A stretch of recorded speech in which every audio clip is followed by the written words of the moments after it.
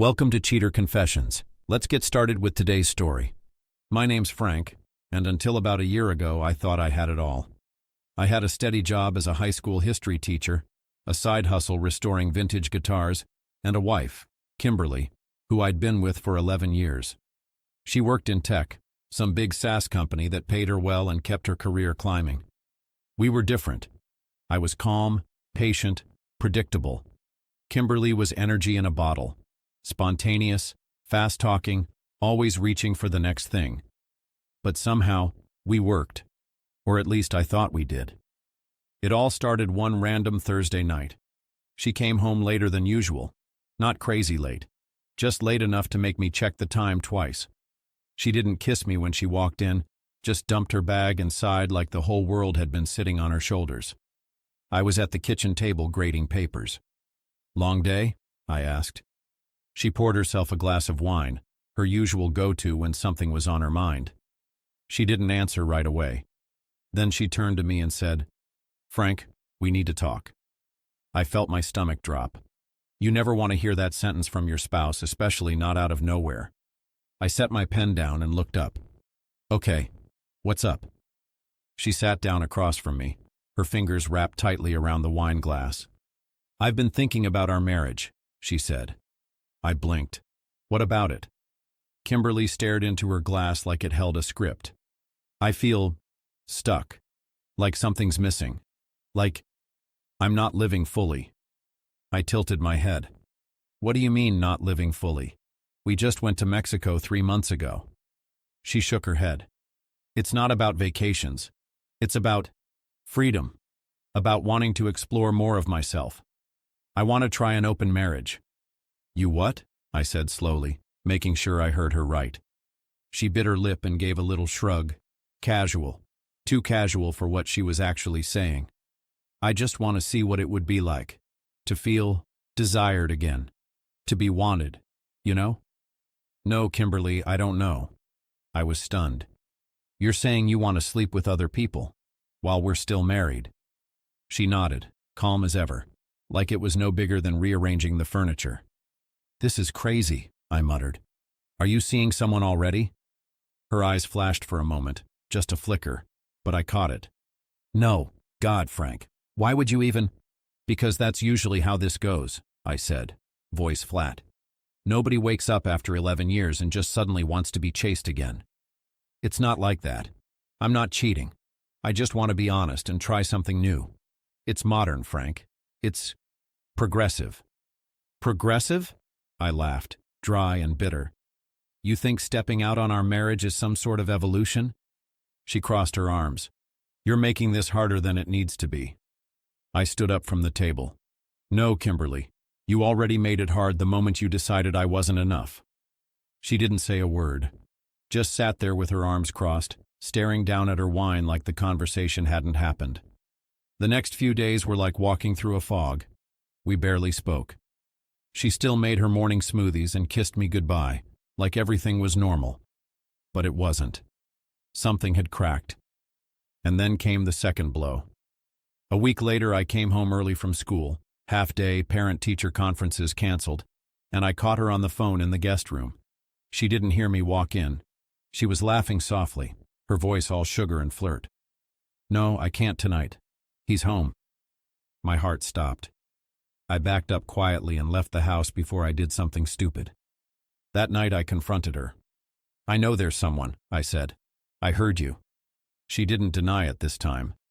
"His name is Marcus. He's a UX designer at my company. We've only been on a few dates." "Dates," I repeated. "So this open marriage idea was just damage control. You were already cheating." "No," she snapped. "I didn't sleep with him until I brought it up with you." "Wow. That makes it better." "I'm trying to be honest now," she said. "We could make this work, Frank. You could date too. We'll set rules. We'll talk. People do it all the time." "I don't want other women," I said. "I want you. But you don't want me anymore, do you?" She didn't answer. And that silence said everything. After that night, I packed up my things from our bedroom and moved into the basement guest room. I couldn't stand to sleep next to her anymore. She watched me do it but didn't say a word. We kept living in the same house, but we weren't married anymore. We were two strangers sharing a kitchen.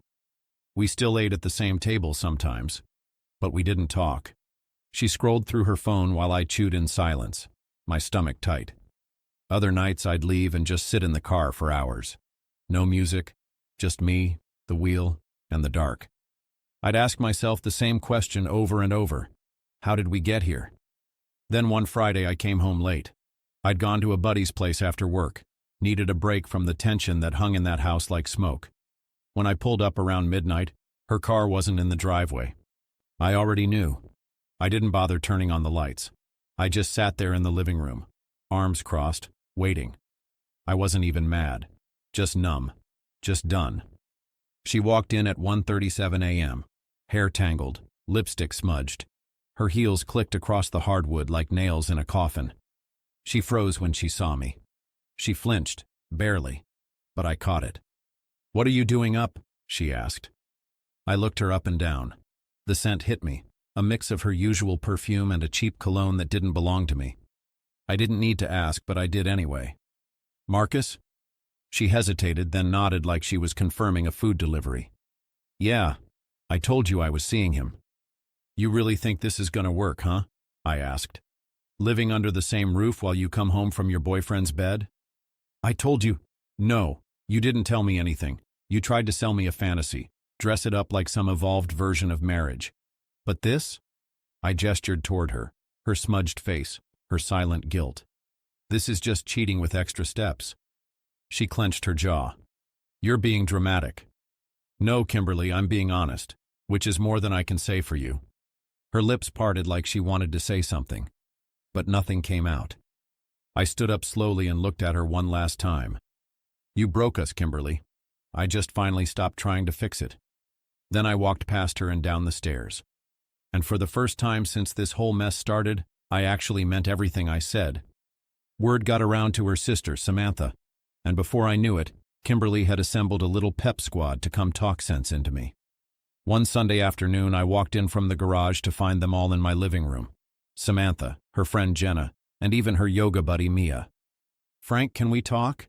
Samantha asked, smiling sweetly but clearly here for war. "No," I said, tossing my keys on the counter.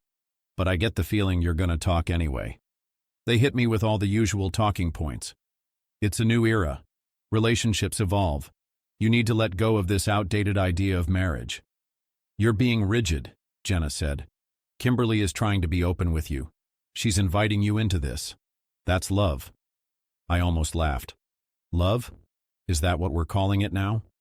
Mia chimed in. "You're afraid she'll find someone better." I looked her dead in the eye. She already did, apparently. And you know what? I don't care anymore. The room got quiet. I loved Kimberly, gave her everything I had. But the moment she decided to crawl into another man's arms and call it freedom, she made her choice. I'm just finally making mine. I didn't file for divorce right away. Call it stupidity. Call it false hope. Maybe a small part of me still wanted to believe she'd wake up and realize what she was throwing away. That maybe all of this was just a phase. But deep down I knew better. So instead of playing the patient fool, I got smart, quiet, focused. I hired a private investigator. Not because I needed emotional closure, no, that was long gone, but because I needed leverage. I needed truth in my hand if this ever turned into a war. And if Kimberly was already this careless, I figured it wouldn't take long. And it didn't. 9 days in, the PI sent me the first batch. Photos. Marcus and Kimberly at some rooftop bar downtown. Her hand on his thigh. Him leaning in, whispering into her ear. Time-stamped. So much for honesty. Then came the video. It was grainy but clear enough. A parking garage near her office building. She meets Marcus at his car. They kiss like high schoolers. She climbs into the passenger seat. They stay parked there for 42 minutes. The next day, same building, same car, same routine. Then came the hotel shots. Photos taken from across the street, near a mid-range spot off the freeway. Different days, same pattern. She checks in under her name. Marcus shows up 20 minutes later. They don't even bother staggering their arrivals. One photo stood out. The two of them walking out the next morning. She's in the same dress from the night before, hair tied up, sunglasses on, smiling. He's carrying her laptop bag, like it was just another workday. That was the one that did it for me. The casualness of it, the routine. It wasn't some reckless one-time mistake, or even a few weeks of bad judgment. This was a full-blown double life, built with intention, sustained with lies. And somehow she still came home every night pretending nothing had changed. That was the moment I stopped being sad. The grief flipped into cold, clean hatred. Not rage, no yelling, just a stillness, like someone finally turned the lights on in a room I'd been stumbling through for too long. I printed everything. Every photo, receipt, and report the PI handed me. I organized them into a plain manila folder. No labels, no drama, just the facts. I placed it on the dining room table like a quiet verdict. On top, I left a short note in my handwriting. Everything's already been sent to my lawyer. Divorce papers are coming soon. I didn't wait around for her to find it. I didn't prepare for a confrontation. I made myself dinner, poured a glass of whiskey, and slept better that night than I had in weeks. 8 full hours. No dreams. No tossing. No waking up in the middle of the night wondering where she was or who she was texting. The next morning, the folder was gone. She didn't say a word. She didn't need to. The silence told me everything I needed to know. What I didn't expect was how fast her world would unravel. I thought she'd float through it all untouched. Someone like Kimberly always landed on her feet. She had the confidence, the charm, the corporate polish. She'd convince herself she was the victim in all of this and move on like nothing happened. But life doesn't always hand out clean escapes. Turns out Marcus wasn't just some co-worker she happened to fall for. He was her direct report, someone she managed. And her company had zero tolerance for supervisor-subordinate relationships. I never made any phone calls, never filed a complaint. But someone did. Maybe someone who had a manila folder full of time-stamped photos, hotel check-ins, and enough damning evidence to trigger a full internal investigation. HR doesn't usually move that fast unless something is handed to them already organized. About a week after I dropped the folder on our dining room table, she came home early in the afternoon. I was on the couch, drinking coffee, flipping through channels, trying to enjoy the silence. She walked in like her legs barely worked, dropped her bag by the door, and stood in the hallway like she didn't know whether to cry or scream. "They let me go," she said, voice cracking. Her face was pale, eyes glassy.